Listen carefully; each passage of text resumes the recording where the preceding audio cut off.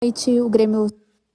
Renato, boa noite. O Grêmio saiu com empate da Arena, soma 1 ponto, mas poderia ter conquistado os 3 pontos se não tivesse desperdiçado a chance ali, né, de converter o pênalti. O que faltou para o Grêmio? O Grêmio criou mais chances, teve chances de abrir o placar e de marcar gols, mas o que faltou para o Grêmio para sair daqui hoje vencedor? Jéssica Maldonado, da Grêmio Rádio Umbro. Eu acho que você falou tudo, né, Jéssica? O Grêmio teve inúmeras oportunidades, tivemos a chance do pênalti. O que faltou o gol. Eu acho que a minha equipe se comportou muito bem hoje, durante os 90 minutos. Buscou a vitória o tempo todo. Os números estão aí, foram inúmeras oportunidades. Praticamente o Vanderlei assistiu a partida. Nitidamente deu para ver que o Corinthians veio para o empate, para uma bola parada, para um contra-ataque, enquanto a minha equipe buscou o tempo todo o gol. Criou, tivemos a chance do pênalti também, mas só acontece para quem está lá dentro. Mas eu fiquei muito satisfeito com a minha equipe. Hoje, se o Grêmio tivesse ganho, todo mundo estaria elogiando e muito a equipe do Grêmio. O Grêmio jogou muito, criou várias oportunidades e venceu a partida. Então, o que eu falei, só faltou o gol para coroar a apresentação da minha equipe de hoje. Renato, sobre o Jean-Pierre, como é que você avaliou o retorno desse jogador ao time? Ele que foi poupado nas 2 primeiras rodadas, porque está enfrentando aí problemas particulares. Teve alguns lances até de decidir o jogo. Como é que você avalia esse retorno do Jean-Pierre? Bruno Halper, Sport TV, Premier. Olha, Bruno, o Jean se comportou bem. Teve bem até acima daquilo que eu esperava, porque o Jean, todo mundo sabe, além do problema particular que ele está vivendo, ele ficou 4, 5 dias sem treinar. Por isso que eu tirei também no segundo tempo, até porque era uma coisa normal, ele cansar um pouquinho, mas enquanto ele esteve no campo, ele criou, ele correu, ele ajudou, ele participou bastante da partida, até acima um pouco da minha expectativa, como já te falei. Então foi bem. O mais importante de tudo é que o problema dele particular está se resolvendo da melhor maneira possível. A gente torce para que isso aconteça e a gente possa ter o Jean 100% de cabeça aqui juntamente com o grupo e nos jogos. Mas com a melhora do pai dele já deu para notar que ele se colocou à disposição para a partida, e enquanto que ele esteve no campo, ele esteve muito bem. Renato, o Grêmio desperdiçou um pênalti hoje, né, com o Diego Souza, mas a estatística dos pênaltis a favor do Grêmio em 2020 também não é boa. Dos 6 batidos pelo time, 4 foram desperdiçados. Por onde passa esse problema, que até é antigo, né? Em 2019 ele também era pauta aí das entrevistas. Paula Menezes, da RBS TV. Paula, a gente treina todos os dias, né? Não é só na véspera do jogo. Todo dia, vários jogadores treinam as cobranças. O Diego só faltou hoje ter olhado para o Cássio. No momento que ele foi bater, o Cássio já tinha caído no canto esquerdo. Mas só acontece que está lá dentro. Agora não é por falta de treinamento. Inclusive, o Grêmio conquistou título já, tanto no estadual como a Recopa, nas penalidades. Então, infelizmente, ele errou, ele é um dos cobradores, ele bate bem. Mas, infelizmente, hoje ele não esteve feliz. Renato, tudo bem? Eu vou ainda na situação das finalizações, o quanto que te irrita ou que te deixa frustrado. Por exemplo, hoje mais de 20 finalizações, 23 no total, e não conseguir concluir pelo menos uma bola, acabar entrando no gol do Cássio. O quanto isso que acaba te frustrando, até porque os treinamentos acontecem diariamente, eu sei que você cobra bastante as finalizações. César Fabres, Rádio Grenal. Olha, César, é lógico que só faltou o gol, aquilo que eu falei. Eu acho que a maioria, se não for todo mundo, na minha opinião, pelo menos, o melhor jogador em campo foi o Cássio. Então isso prova que o Grêmio criou, mas nós encontramos uma parede muito grande do outro lado, que é o Cássio, que é um grande goleiro. Talvez tenha faltado, sim, um pouquinho mais de tranquilidade no último passe, o escolhido o melhor canto para finalização. Mas aquilo que eu falei, eu estou bastante satisfeito com a minha equipe, porque ruim, se fosse aqui hoje, estaria aqui respondendo para vocês, o Grêmio não criou. Não, o Grêmio criou inúmeras oportunidades. E volto a repetir, encontramos um grande goleiro como é o Cássio do outro lado. E além disso tivemos também o pênalti. Então eu estaria frustrado se a minha equipe não tivesse criado. Minha equipe jogou bem, a minha equipe buscou o gol durante os 90 minutos, o Corinthians nitidamente, volta a repetir, veio para se defender, e o Grêmio foi para cima o tempo todo, criou inúmeras oportunidades. Faltou sim um pouquinho mais de sorte para a gente nas finalizações, além do pênalti. Aquilo que eu falei no início da entrevista, se o Grêmio tivesse ganho o jogo hoje todo mundo estaria exaltando a equipe do Grêmio, que jogou muito, criou muito e venceu o Corinthians. Então, no meu entender, eu já dei os parabéns para a minha equipe no vestiário. Na hora de cobrar, eu cobro, mas mesmo que o resultado não foi tão bom assim para a gente, eu tenho que elogiar a minha equipe, porque a entrega não faltou, oportunidades não faltaram. Então, por isso que a minha equipe me deixou satisfeito hoje. Renato, qual a sua intenção no final do jogo? Ao precisar do gol, ao precisar do resultado, sacar o centroavante, tirar o Diego Souza e colocar o Tassiano. Que leitura e que avaliação você fez para que aquele que é o referencial hoje ofensivo gremista ser tirado da equipe? Foi uma questão técnica, uma leitura de jogo ou desgaste do jogador? O que você pode falar sobre isso? Matheus Dávila, Rádio Bandeirantes. Não, Matheus, é o desgaste mesmo. No primeiro tempo já estava sentindo o Diego bastante desgastado, porque ele é um jogador um pouco pesado e ele se desgasta bastante durante a partida. E não foi porque ele errou o pênalti, não. Mesmo que ele tivesse feito o gol de pênalti, eu iria tirá-lo, porque nós estávamos com ele e com o Jean voltando aí com esse problema dele, e a equipe do Corinthians estava saindo, jogando com uma facilidade muito grande. Então eu coloquei os garotos aí, tanto o Tassiano quanto o Isaac. Tinha que mudar um pouquinho, uma movimentação, e eles são jogadores rápidos, jogadores que fecham bastante o meio de campo. Foi essa a intenção, simplesmente por isso. Eu sei que o Diego é um goleador, é um jogador de área, mas o desgaste naquela altura tinha sido muito grande para ele. Renato, eu também queria seguir nessa questão que a gente ouviu agora aí com o Matheus, com relação às opções que você tem. Eu queria saber da questão Thiago Neves. Você hoje, mais uma vez, opta por Isaac e por Tassiano. Thiago Neves fica no banco. O Thiago Neves ainda não está pronto? O que está faltando para o Thiago Neves ser uma opção real para você no time do Grêmio? É o Rafael Pfeiffer, da Rádio Guaíba. Não, Rafael, ele está nos meus planos, sim, lógico que está. O problema é que nós pisamos na bola, houve um erro do quarto árbitro no momento da segunda troca. Eram os dois jogadores para terem entrado ao mesmo tempo, o Lucas e o Tassiano, e de repente fez uma troca por vez. E aí eu perdi a outra troca que eu tinha para colocar mais dois jogadores. Então teve esse probleminha aí, eu tinha mais duas substituições, com certeza ele iria entrar. Mas você sabe que a gente pode fazer somente 3 paradas para as trocas, a não ser que faça no intervalo do jogo.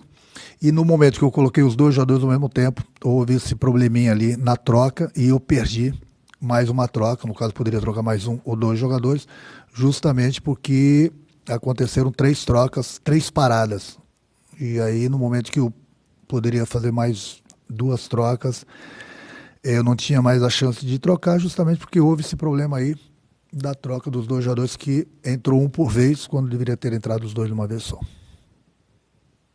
Bom, Renato, falando e ainda nesse negócio de opções de jogadores para o time do Grêmio, enfim, especialmente do meio para frente, você já falou sobre isso em outros momentos de necessidade, né? Você chegou a dizer lá em Fortaleza que poderia ter alguma novidade para esse fim de semana. Evoluiu alguma coisa nisso? Na própria questão do Everton do São Paulo, um outro nome que você esteja vendo dentro do mercado, né? Porque você realmente tem nesse momento poucas opções, né? Além dos garotos, para utilizar no ataque, e imagino que hoje, inclusive, você não tenha deixado o Luciano exatamente no banco, em virtude dessa questão de uma negociação com o São Paulo. Então, o que você pode dizer para o torcedor nesse momento sobre isso, a chegada de reforços, né? Porque o campeonato não vai te dar muito tempo também, até para trabalhar, né, algumas opções dentro da equipe. André Silva, da Rádio Gaúcha. Olha, André, o problema é que nós temos poucos jogadores, né, no mercado. A verdade é essa. E os poucos que aparecem é uma dificuldade muito grande para se fazer negócio. Mas eu sempre falo para vocês, eu não costumo falar dos nomes dos jogadores, até porque eu costumo falar do jogador no momento que ele assina contrato com o clube. Mas você pode ficar tranquilo, o torcedor pode ficar tranquilo que a gente tem conversado bastante.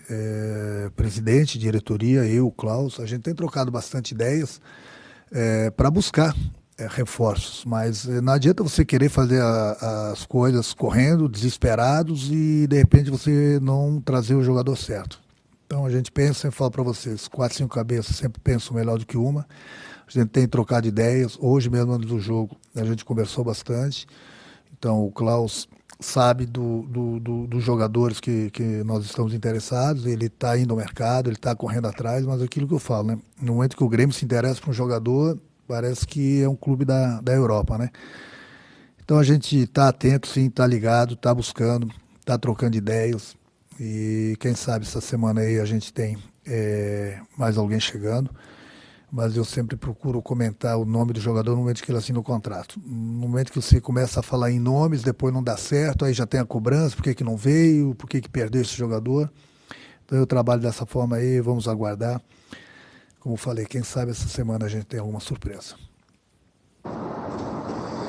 Ô Renato, esse time, né, treinou, trabalhou a semana, né, não jogou lá no Ceará. Você esperava um rendimento melhor dessa equipe titular, e queria te perguntar também sobre cruzamentos. A gente viu o Grêmio criar várias chances, mas muitos cruzamentos na área, talvez mais no primeiro tempo aí. Te incomoda isso? Pode virar um vício do time, assim, né, abusar dos cruzamentos? Eduardo Moura, GE. Globo. Eduardo, eu vou voltar a falar que eu fiquei muito satisfeito com a minha equipe hoje. Só faltou o gol. Então o meu time cria com posse de bola, cria com cruzamentos. Nós já vencemos jogos, inclusive o Grenal do Beira-Rio com cruzamento, com gol do Diego. Só que infelizmente hoje a bola cismou em não entrar. Então criar o Grêmio cria, de todas as formas, dos dois lados, por dentro. Os números estão aí, as finalizações estão aí. Então a equipe do Grêmio ela está bem treinada, sim, a gente faz tudo durante a semana, sempre que a gente tem tempo. E eu volto a repetir, eu gostei muito da minha equipe hoje. Hoje, se o Grêmio tivesse ganho, hoje estaria todo mundo exaltando a equipe do Grêmio pelo que jogou, pelo que criou. Não é porque não ganhou que eu não vou exaltar a minha equipe. Pelo contrário, no momento que a minha equipe joga mal, eu sou o primeiro a cobrar disso. Mas quando joga bem, eu sou o primeiro a elogiar. Então hoje eu estou aqui elogiando a minha equipe. Só faltou o gol. O meu time foi muito bem. Então se perguntou se eu esperava mais da minha equipe hoje. Não, só esperava o gol. Só faltou o gol. Mais nada, a minha equipe fez tudo certo. É só você ver quais foram as oportunidades que o Corinthians teve. Nós enfrentamos o Corinthians, nós não enfrentamos qualquer equipe, não. É uma grande equipe, com grandes jogadores. E mesmo assim a minha equipe foi o tempo todo melhor. Então por que eu não vou elogiar a minha equipe? Que eu falei, se o Grêmio tivesse ganho o jogo hoje, todo mundo estaria exaltando a equipe do Grêmio. Então se as pessoas que viram o jogo não querem exaltar a equipe do Grêmio pelo que o Grêmio jogou, não tem problema, eu respeito a opinião de todo mundo. Mas o que vale para o meu grupo é a minha opinião. E a minha opinião, a equipe esteve muito bem. Renato, o jogo da próxima quarta do Grêmio é contra o Flamengo, né, no Rio de Janeiro. Eu queria saber de ti, o que tu tem achado desse início de novo comando no Flamengo? Tu acha que o Flamengo mudou muito em relação ao ano passado, ao time até do início desse ano, do Jorge Jesus? E que tipo de lembranças que te traz essa partida? Marinho Saldanha, site UOL. Não, Marinho, não tenho que comentar sobre a equipe do Flamengo. O que eu posso falar que é uma grande equipe, é disparado o melhor plantel do Brasil. As recordações que eu tenho da equipe do Flamengo, aquele 5-0 que realmente deu um branco muito grande na minha equipe. Uma outra vitória que o Flamengo teve foi com uma equipe totalmente diferente. Nossa, no Maracanã, que nós não merecíamos inclusive ter perdido. Faz parte. Vamos enfrentar o Flamengo de novo. Como falei, é o melhor plantel do Brasil, tem uma grande equipe.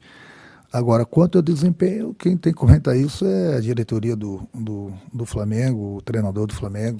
A gente sempre, nós continuamos respeitando todos os nossos adversários, inclusive o Flamengo. Então, o Campeonato Brasileiro, todo mundo vai jogar contra todo mundo. Dessa vez no Rio, depois vai ser aqui em Porto Alegre. Então, o Flamengo vai ter o mesmo respeito que o Corinthians teve, que o Fluminense teve, que o Ceará teve. Campeonato Brasileiro, assim, todo mundo joga contra todo mundo e a gente vai novamente para o Rio de Janeiro enfrentar a equipe do Flamengo e vai jogar da forma que a gente está acostumado há 4 anos.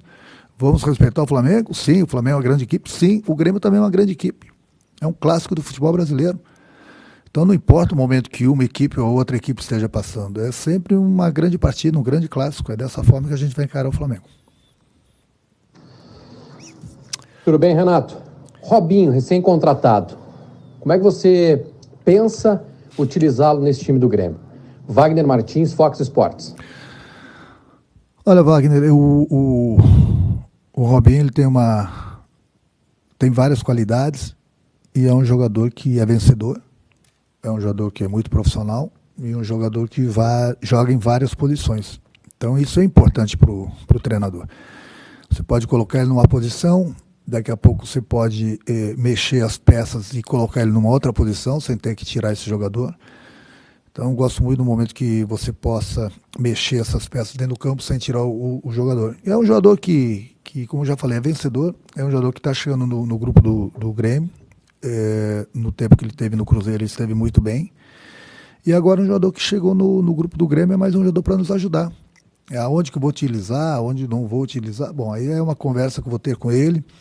Até porque eu sempre falo para vocês, o meu time não tem 11 titulares. Eu tenho um grupo, então toda vez que um jogador for chamado, ele tem que dar conta do recado. O Robinho vai ter as oportunidades dele, mas como eu falei, é um vencedor, é um jogador que por onde passou ganhou, e além do mais joga em várias posições. Mas no momento que eu vou utilizá-lo em uma ou outra posição, eu sempre gosto de conversar antes com o jogador para ver onde ele se sente melhor. Eu acredito, pelo que eu já vi o Robinho jogar, onde ele mais gosta. Mas aquilo que eu falei, eu vou antes ter essa conversa com ele.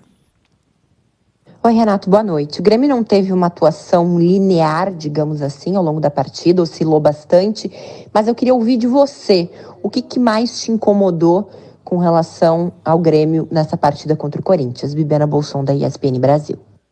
Bibiana, eu volto a repetir, eu gostei da minha equipe, faltou o gol. Se o Grêmio tivesse feito um gol de pênalti na jogada hoje, estaria todo mundo falando aqui, o Grêmio é uma grande equipe, o Grêmio jogou muito, o Grêmio criou, o Grêmio foi muito superior ao Corinthians. Então, aquilo que eu falei, talvez tenha faltado um pouquinho mais de tranquilidade no último passe ou nas finalizações. Mas criamos bastante, é importante que criou. E, como eu já falei, na minha opinião, o melhor jogador em campo foi o Cássio. Então, isso já fala por tudo. Eu fiquei bastante satisfeito com a minha equipe. Não é porque nós não vencemos que eu vou ficar cabisbaixo. Lógico, fiquei triste por não termos ganho, porque nós fizemos uma grande apresentação contra uma grande equipe. Acontece, mas o Grêmio buscou a vitória. Merecia a vitória, inclusive, pelo que fez durante os 90 minutos. E não estou nem falando só do pênalti, mas pelo que nós criamos. Mas, infelizmente, hoje o Cássio, mais uma vez, teve uma noite muito feliz e no meu entender, não deixamos de escapar mais 2 pontos com aquilo que nós ganhamos, mas nem por isso vou deixar de elogiar minha equipe. Paulo Luz será o próximo a conceder a entrevista coletiva. Obrigado, Renato. Uma boa noite.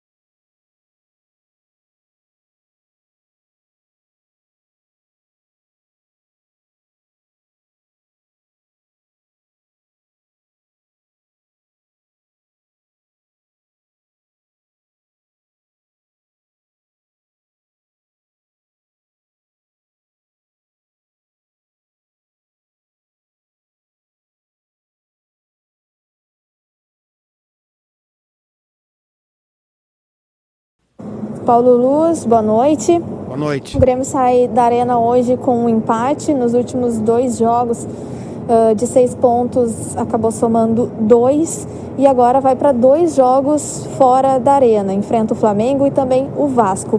Queria que você comentasse sobre a importância agora da conquista desses pontos, já que o Grêmio não venceu essa partida de hoje na Arena. Jéssica Maldonado, da Grêmio Rádio Umbro. Jéssica, o Campeonato Brasileiro é um campeonato duro. Todas as partidas são dificílimas, né? Nós iniciamos ganhando o Fluminense, que é um clássico brasileiro. Depois fomos ao Ceará, a situação toda pela longa viagem, por tudo que cerca um jogo em temperatura muito diferente, num clima muito adverso ao que nós estamos vivenciando aqui no Sul, com o inverno rigoroso. E hoje fizemos um enfrentamento com o Corinthians, que é um grande clássico, né? E como já foi dito aqui, nós fizemos, na minha opinião, um grande jogo. Merecíamos a vitória, tivemos várias chances para realmente conquistá-la, né? Não aconteceu o gol, como o nosso treinador aqui já ponderou, já explicou. Isso faz parte, nós temos consciência do trabalho que está sendo realizado, do valor da equipe que nós temos, do desempenho que ela tem tido. Nós estamos a 13 jogos invictos, né? E agora vamos para o Rio de Janeiro para fazer um clássico com um tradicional adversário nosso, que é o Flamengo, e faremos até a quarta-feira uma preparação meticulosa e iremos em todas as condições de fazer uma grande performance e, quiçá, obter uma grande vitória. Paulo, eu queria que você falasse sobre a situação aí para achar o substituto de Everton, já que o torcedor a todo momento pede isso, e a questão do PP. O quanto vocês trabalham para esse rótulo não pesar no menino que até então vinha entrando para substituir por vezes o Everton, mas agora, sem a presença do atacante vendido para o Benfica, acaba sendo titular. Então, quanto que vocês, da direção, acabam trabalhando em cima disso?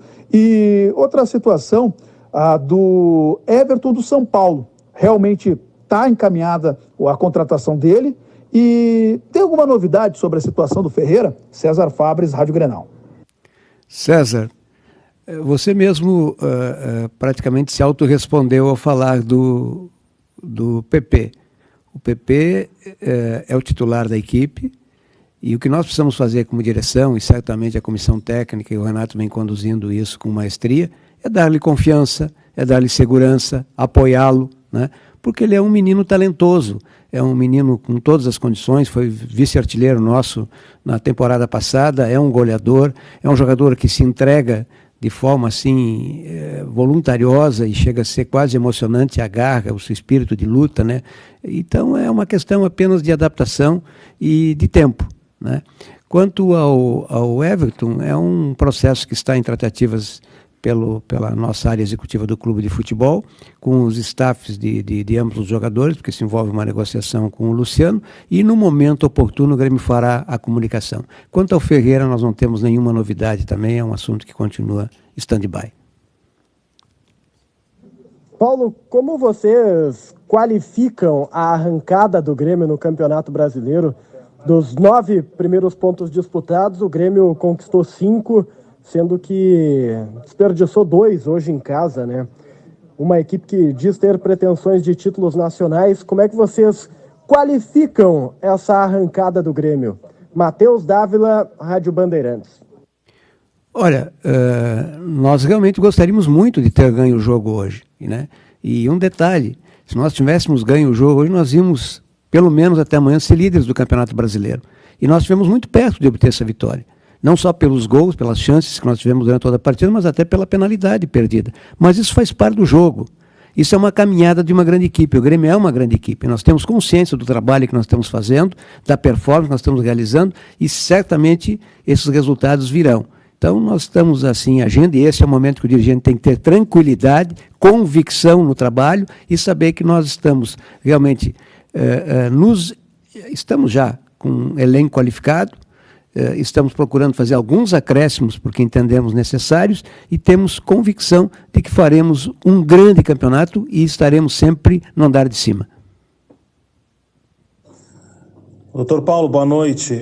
O Grêmio mais uma vez utiliza o que já fez em outros campeonatos, preservou na segunda rodada os titulares e empatou lá com o Ceará. Aí eu lhe pergunto, com o empate de hoje, os 2 pontos perdidos lá em Fortaleza não tem o mesmo peso dos 2 pontos perdidos hoje aqui na Arena?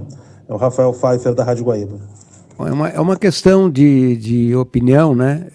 Eu entendo que lá em Fortaleza, sempre que se trouxer um ponto de lá é importante, por todas as adversidades que eu já apresentei aqui.